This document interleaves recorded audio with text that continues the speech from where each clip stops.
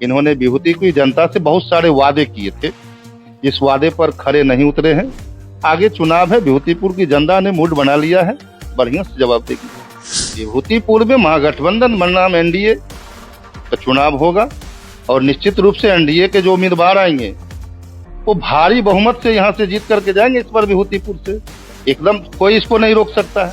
तभी ऐसे ऐसे सड़क बन रहे हैं माननीय के द्वारा, जो पंचायत विधायक के द्वारा माननीय, तो जो पंचायती राज स्तर से काम हो सकता था, 200 फीट, 300 फीट, 400 फीट, 500 फीट, ये इतनी बड़ी बड़ी सड़क, तो हमारी मैडम थी प्रमुख, तो 500 फीट 700 फीट सड़क का पीसीसी तो वो अपने पंचायती राज के माध्यम से करवा देती थी, नहीं।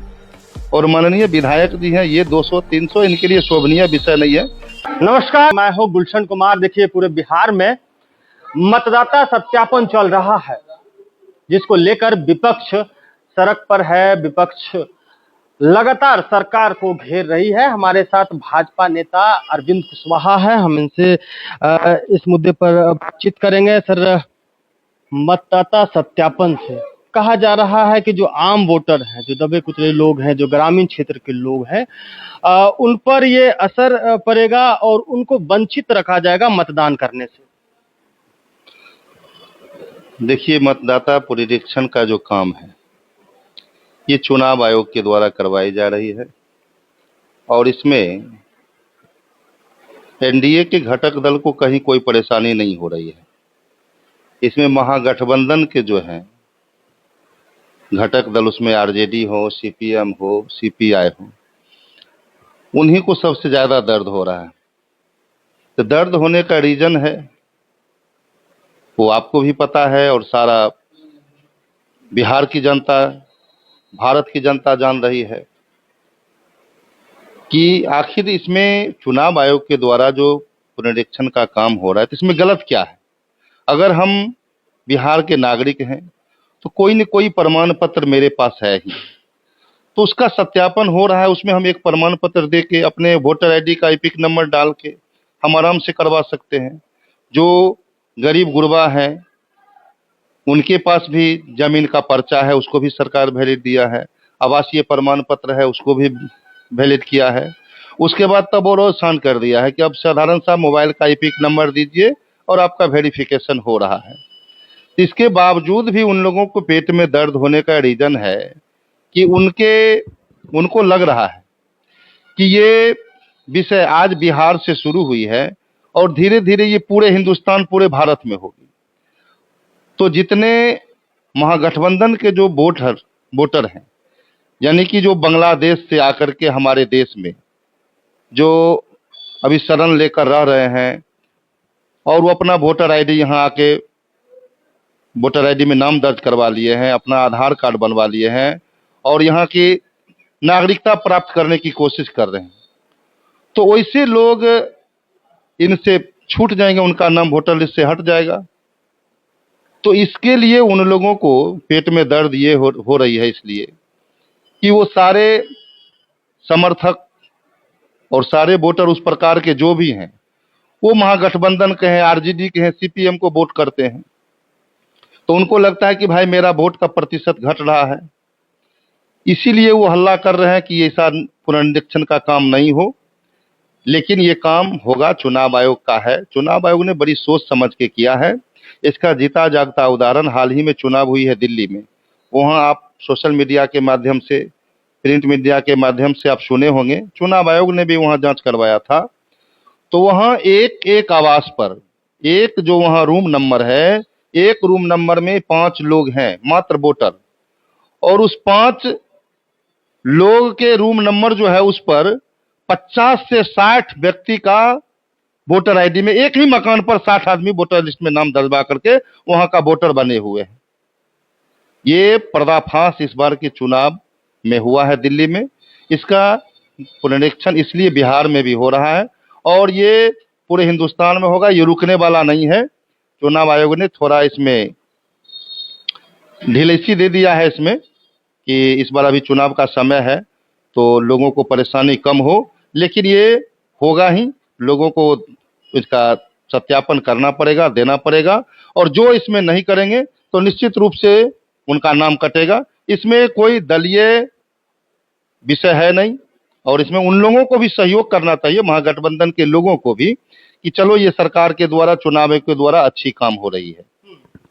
अब सवाल वो लोग ये उठा रहे हैं कि 1987 से पहले वैसे कितने व्यक्ति हैं बिहार में जिनका जन्म प्रमाण पत्र बना हो? तो सिर्फ एक जन्म प्रमाण पत्र थोड़े उसमें दिया गया है, 11 प्रकार की कागजात है। जमीन का रजिस्ट्री का पेपर होना चाहिए, आवासीय होना चाहिए, आपका जाति प्रमाण पत्र है, जन्म प्रमाण पत्र है, स्कूल में पढ़े हैं उसका सर्टिफिकेट होना चाहिए। मतलब एवं प्रकार से आपका अगर बैंक में खाता है 2003-4 से पहले का, तो वो भी वैलिड है। आपका कोई LIC इंश्योरेंस का पेपर है उससे पहले का, तो वो भी वैलिड है। इस प्रकार से 11 कागजात है। सिर्फ एक जन्म प्रमाण पत्र का थोड़े बात हो रही है कि जन्म प्रमाण पत्र देंगे तो ही मतलब उनका नाम उसमें मतदाता सूची में जोड़ेगा। अगर कोई भूमिहीन है तो उसको सरकार ने जमीन का पर्चा दिया, उसको भी वैलिड किया है। क्यों बात का बतंगड़ बनाना उन लोग का काम है। उन लोग तो मुद्दा सिर्फ ढूंढना काम है। राम मंदिर बनेगा उसमें भी बोलेंगे कि वहां कत्लेआम मर जाएगा। कश्मीर से धारा 370 हट रही थी, उस पर भी बोला कि वहां ये हो जाएगा, भी हो जाएगा। आप भी जानते हैं एक मच्छर तक नहीं मरा है, और सारा काम हो रहा है बीजेपी सरकार के नेतृत्व में, NDA सरकार के नेतृत्व में। तो विपक्षी का काम है हल्ला, इनको मौका चाहिए बोलने का, क्योंकि उनको आभास है 2025 के चुनाव में हमें क्या होने वाला है। इसलिए अभी से ही ये ढोल नगारा बजाना शुरू कर दिए हैं। हार का ठीकरा पीटने के बजाय जो कुछ न कुछ तो अपना मुद्दा उछालते रहे, बस यही है, और कोई विषय नहीं। विभूतिपुर में क्या होने वाला है 2025 में? विभूतिपुर में महागठबंधन बनाम NDA का चुनाव होगा, और निश्चित रूप से NDA के जो उम्मीदवार आएंगे वो भारी बहुमत से यहाँ से जीत करके जाएंगे इस बार विभूतिपुर से।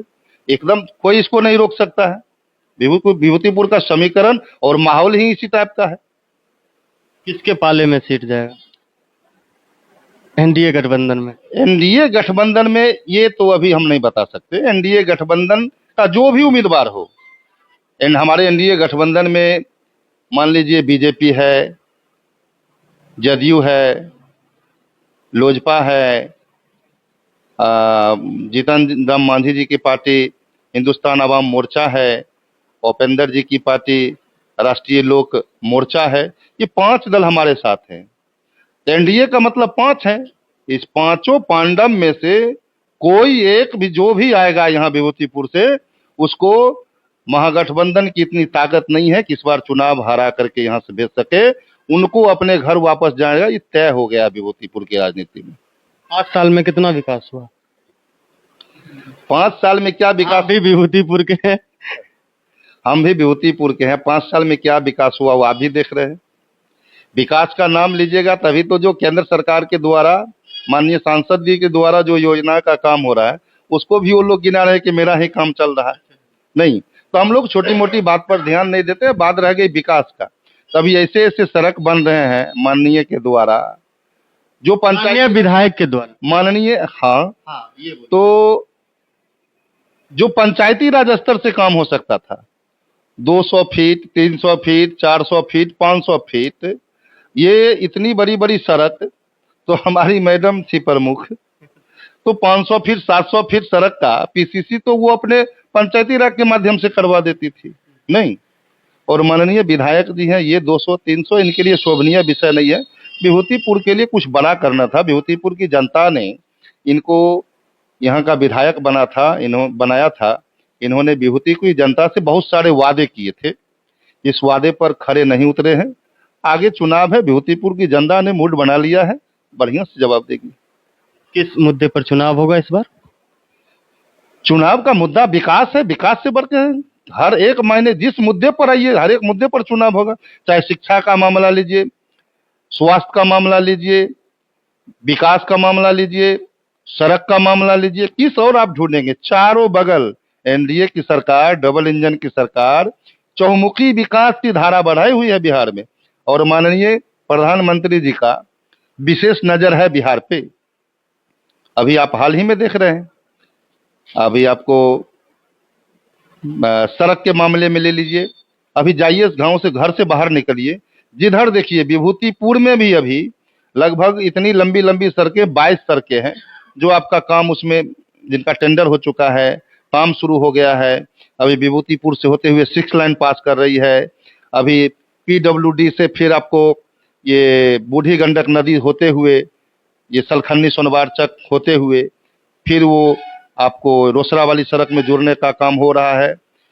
मतलब स्वास्थ्य के मामले में लीजिए, हॉस्पिटल का ले लीजिए, पहले आज से याद कीजिए 2005 से पहले का समय आपका हॉस्पिटल का क्या स्थिति था, नहीं, आपके समाज की क्या स्थिति था, शिक्षा का क्या स्थिति था। आज अनुभवी शिक्षक हैं हमारे पास, अनुभवी डॉक्टर हैं हॉस्पिटल में, नहीं, और फिर लोग आप जनता किनके चेहरे पर सर चुनाव लड़ा जाएगा?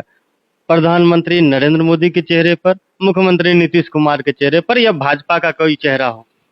देखिए एनडीए गठबंधन इस बार बिहार में नीतीश जी के नेतृत्व में हम लोग ने घोषणा पार्टी ने कर दिया है और नीतीश जी के नेतृत्व में चुनाव लड़ेंगे।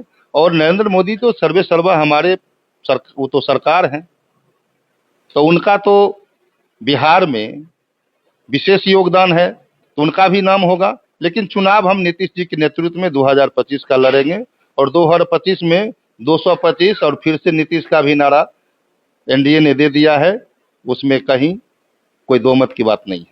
चलिए, हमसे बात करने के लिए बहुत बहुत धन्यवाद। धन्यवाद, आपको भी बहुत बहुत धन्यवाद।